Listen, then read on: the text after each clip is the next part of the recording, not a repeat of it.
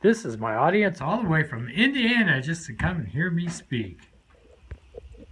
We have all seen homeless people from time to time, laying on a park bench somewhere, camped out by a river in a tent, or even alongside the off-ramp of a highway, holding a sign saying, "We'll work for food," or "Homeless, I'm hungry," something like that. You've seen it. We've even seen homeless veterans and homeless animals running through your yard or throughout the block, not having a place to live. They're just out running. They're considered homeless. What is considered homeless? Well, the Department of Housing and Development defines that homeless in 4 different categories. First, people who are living in places not meant for human habitation. They're living in emergency shelters, under a bridge, in a tent beside a river, along a garbage pail by a hotel, or on a park bench even. They don't have a place to live and call home. People are losing their primary nighttime residency in a hotel or motel. They don't have a place to call their own, so they go and live in a hotel for a few days. Then they move to another hotel, then another hotel. And when they have no hotel left, they go and they live outside somewhere in hiding. But they don't have nothing that's a permanent residence. They're homeless. Families with children unoccupied or unoccupied youth who are unstably housed. A child has to be stable. If mom and dad's gone and they're kicked out of the house for a while, mom and dad might be having a party and said, get out of the house. Children are being kicked out of housing all the time. These children need a place to go. If they don't have a place to go, they're homeless. And finally, people who are fleeing or attempting to flee domestic violence, or because of domestic violence. Police are looking for them. They're staying with a friend. They're staying with another friend. They might go hide somewhere else, outside somewhere, or they might go camping for a couple of days. Then they go back to another friend. They constantly move around. They're homeless. The general facts about homeless people is there's over 238,000 people are considered family. Out of the approximately 643,000 in America that are homeless. Out of that, 25% suffer from mental illness or bipolar or even depression. So people aren't homeless because they want to be. And there's could be something wrong. Nobody's going to take care of them and they're out on their own.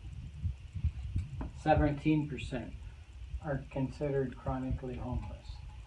13% are fleeing because of domestic violence, and we have 12% that are veterans.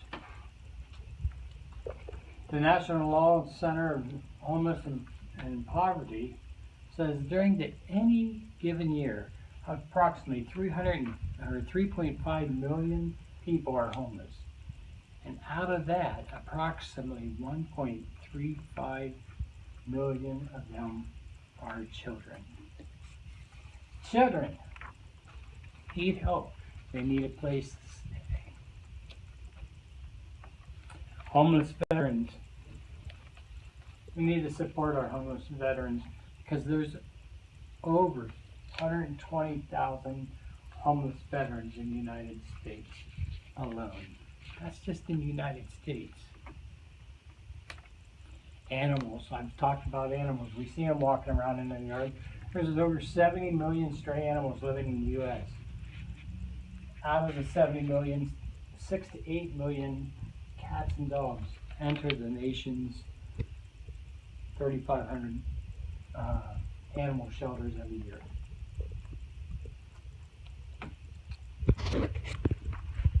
What are ways we can help? We can help by donating money. Donating money is the easiest thing you can do. You could go to a large organization, or you could go to your local churches and give them money. You could give items. You could give winter clothing or weather gear, underwear, socks, small hygiene items, toothpaste, soap, shampoo, anything you can get at a hotel, even first aid items. We could provide food for them. We could drop off some food at a shelter, donate canned items, fruits, vegetables, but they like you to favor soft food because most individuals have dental hygiene problems, so they can't eat the hard stuff like apples and carrots.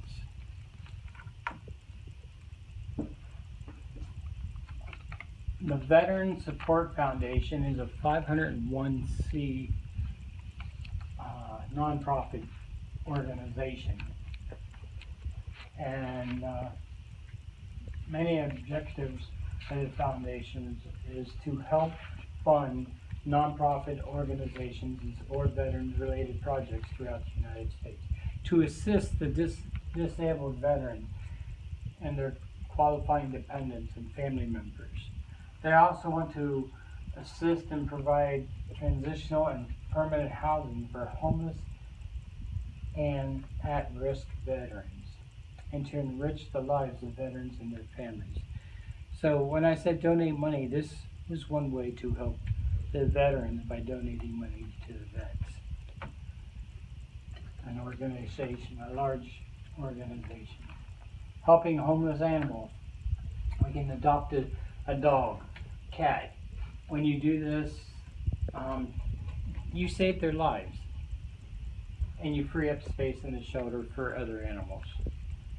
Give supplies. You could give crates, toys, towels, chew toys, even newspapers for bedding. And if you can't help, you can inspire others to volunteer, your friends and your co-workers.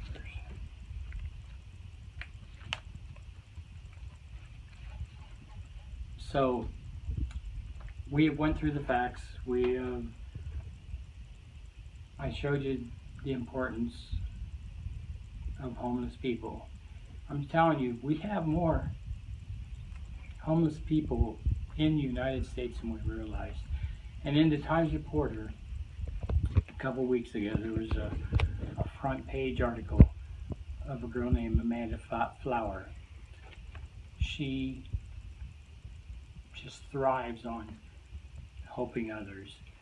She's only a 12th senior this year that graduated. But in the last 4 years, she headed up the food and toy drive here in Tuscarawas County.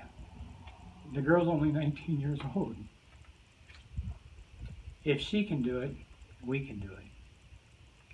Will you help me help the homeless?